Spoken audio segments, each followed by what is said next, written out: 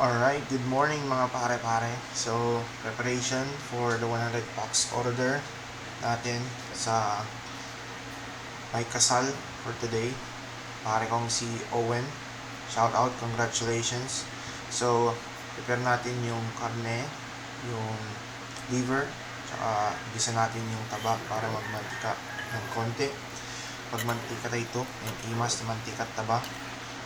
Jak na video ante pinangipisok mi tay pan karne ke natagnan. Pero yan, igado, napakasarap na igado. Hindi nawawala sa handaan yan ng mga Ilocano.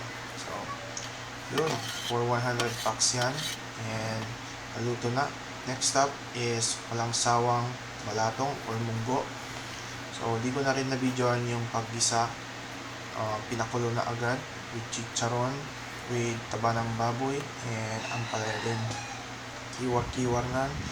Next is yung squid balls and kikiam para sa pansit, and yung sitaw para naman sa salad. Ito yung mga gulay ng pansit. Iniiwan na ni Andong tsaka ni Ugoy. Isa natin yung para pansit. Isa tayo ng sibuyas, bawang, kikiam, squid balls, tsaka yung gulay. Then, tatanggalin natin yan para mahalo yung bihon tsaka yung kanton na total of 4 kilos lahat-lahat. And then, babalik natin yung gulay. Yun, napakarami. Gimasen mayang, gimas talanit na. And, palablab pa ka pa with at swete deta. Gayem, yung imas na nga.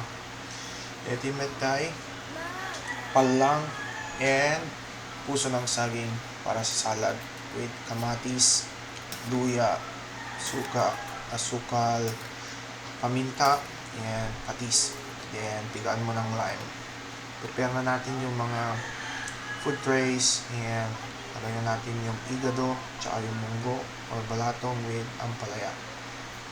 Kimasan mo rayak lagtid mo na makikita ni mabisinap manan na makikita na tiram pa itapan sito taman nagimas talangan hindi ka pa yung mabsog deta buraot ka mga lakat na pagdadayaan istaka mga aging ganat third floor to fifth floor akong babain mo edwa andong ka ni kalbo pamumot deta sala din ang balatong na deta tayo sa request ni client deta nalpas amin na yun naisukton 100 packs sama mo ilugan na yun naman deliver dito kaputa kaya't minuti makapambay-bay makanag-swimming ang kabasita nabayag man laidin kaya't nakaimas di angin na type tayo antay jay Casa de Miguel jay pasukin